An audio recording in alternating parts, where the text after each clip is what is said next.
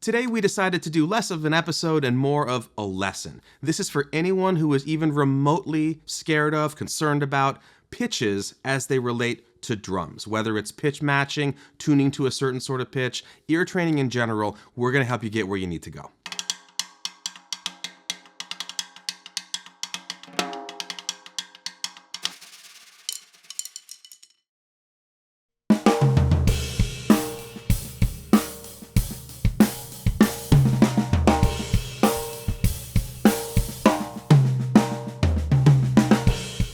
No matter your current skill level or experience level, this is a shame-free environment where we are starting from wherever we're starting from. No matter if you know some music theory or perhaps play another instrument, it's particularly tricky to sometimes hear differences between pitches with a drum compared to a piano, for instance. All we ask of you today is that you put yourself in a beginner's mindset, realize that we're going to try and fail along the way and that that's okay, and that at the end of all of this, we're going to be better at tuning our drums no matter what kind of tuning we go for regularly. We're going to break this up into 3 sections today, starting with the first, pitch matching. We're going to also ask you to do something that might be a little bit uncomfortable, which is to sing. Now, this doesn't mean you have to be a singer, but the goal here is to be able to hear a pitch, which we're going to generate for you, and have you match that pitch with your voice. If this means hiding in the closet, if it means going and sitting in your car, that's totally fine. First, we're going to give you the pitch with a sine wave, and the goal here is to just match the pitch with your voice. Don't worry about the octave or how good you sound, just try to make the same pitch you're hearing. All right, here we go.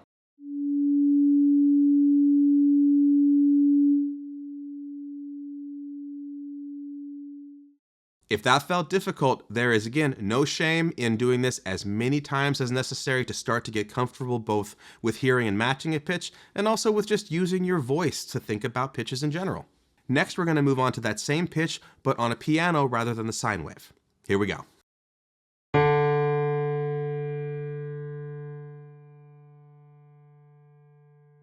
All right, a little bit trickier because there's more harmonic content inside of that single note as it's a piano rather than a pure sine wave. We chose to start you with a sine wave because it's the purest possible pitch we could have. There's very little going on in there, versus a drum, which we're going to listen to next, which has a tremendous amount of variables and overtones and interactions in it. Now let's try the same thing with the tom.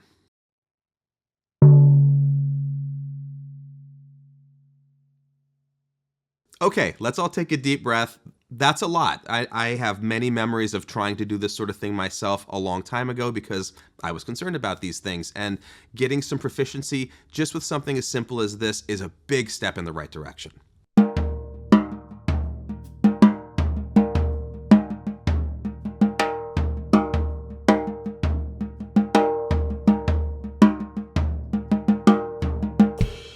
If you're starting to feel comfortable with that section and you want to move on to what's next, now we're going to move to high versus low.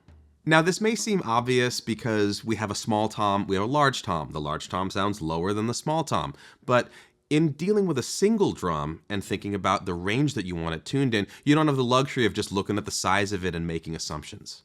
For this section, we're going to use a single drum and we're going to tune it to 2 different pitches. There won't be any sine waves or pianos here, just the drum. You're going to hear a first demo and then a second demo, and it's up to you, the listener, to discern which is the higher pitch and which is the lower. Here we go.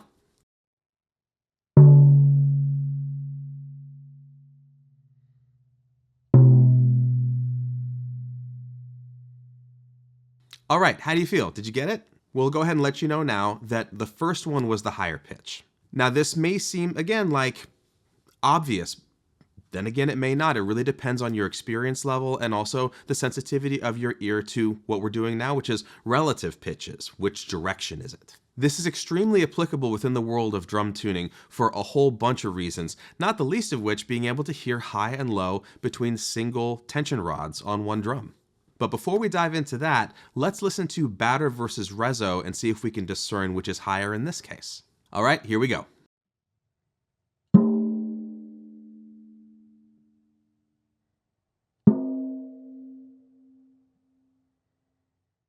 Hopefully this is starting to get a little bit easier. In this case, the second demo was the higher of the 2 pitches. An important thing to note when checking out the pitch of a single drum head is to make sure that you are fully muting the other drum head because they have a dramatic interaction between each other, and it's easy to start to hear components of the other head or components of the drum's third pitch that is generated by the two heads in the midst of trying to suss out the one you're listening to. Now, we have finally reached lug to lug, high versus low. Here we go. This is the challenging one.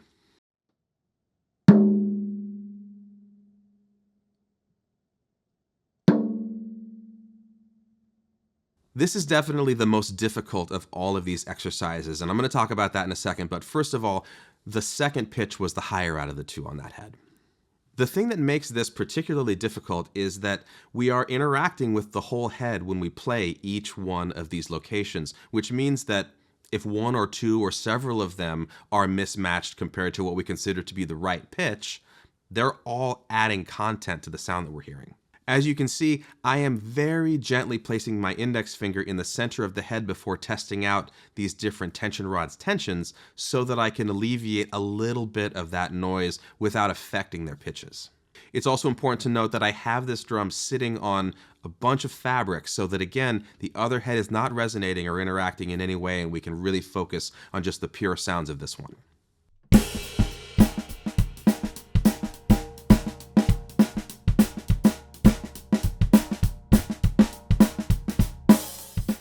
Now that we have a sense of how to deal with single pitches and how they relate to each other, we need to talk about the concept of intervals.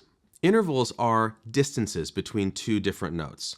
An octave, which is where we'll start, is the same note but double the frequency. Between these, we have several, 12 actually, distances that we can talk about. Common distances, well, they're all common. We run into them all over the place, but with drums in particular, we're going to talk today about the distances that we tend to use between the batter and reso on the tom today. To demonstrate this for you today, we're going to utilize the same technique we used at the beginning of the video, which is to start with a sine wave and then move to piano and then finally show you the sound of the drums themselves. Let's hear the difference between these two heads, first represented with a sine wave.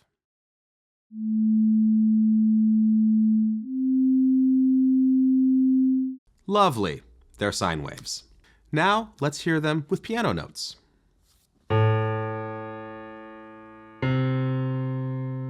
So much more musical than a sine wave. But finally, let's hear them between the batter and reso of this tom.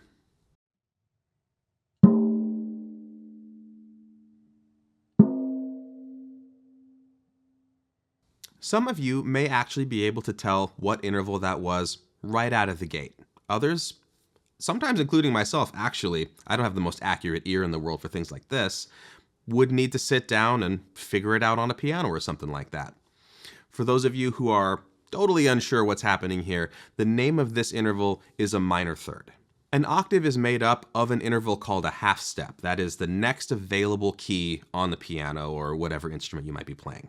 A minor third's distance is 3 half steps. This happens to be a pretty common interval for us here that we tune between the reso and batters of our toms because for these particular drums, it's super duper effective.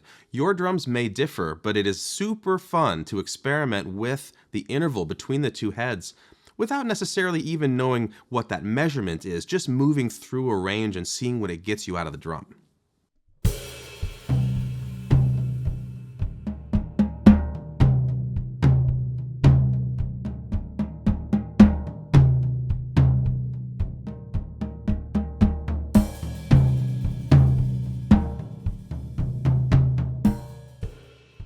You may be wondering how some people have a mystical ability to be able to know what an interval is just from hearing it without having any other information. For those of us normal people, including myself, I don't always know, and there's a whole world of what are called mnemonic devices, which is things that we can think of that will give us information about the thing that we're hearing. In the case of something like this, there are many, many movie themes that I think of that start with a certain interval, and I can hum it in my head because I've seen the movie so many times.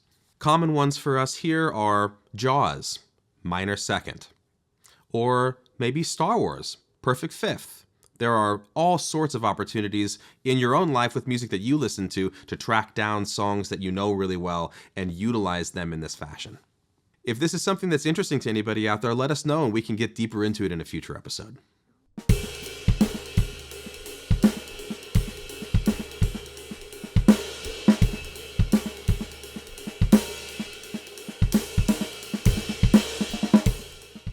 There are a massive number of reasons why any drummer would make great use of this information, but particularly for us today, it's about tuning, and not just tuning. How quickly can you get a drum in tune with itself? How quickly can you make adjustments to one of the heads to improve the tone in a way that you're looking for?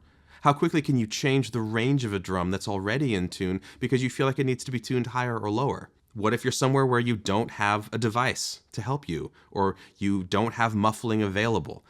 Being able to use your ears to know where you need to take that drum is going to get you there so much faster, so much easier, and keep us from getting mired up in worrying about that we don't know what to do when it's not doing what we're looking for.